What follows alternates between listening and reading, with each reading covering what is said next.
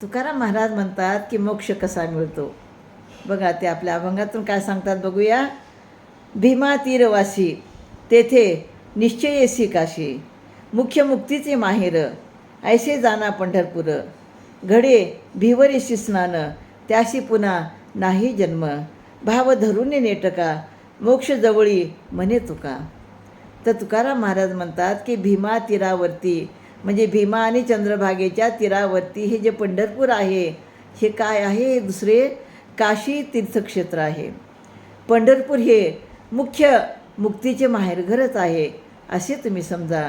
म्हणजे भिवरेत जो स्नान करतो म्हणजे भीमा आणि चंद्रभागेच्या ह्याच्यामध्ये जो स्नान करतो त्याला पुन्हा जन्म प्राप्त होत नाही किंवा त्यांना जन्म घ्यावा लागत नाही, त्याला मोक्ष मिळत असतो.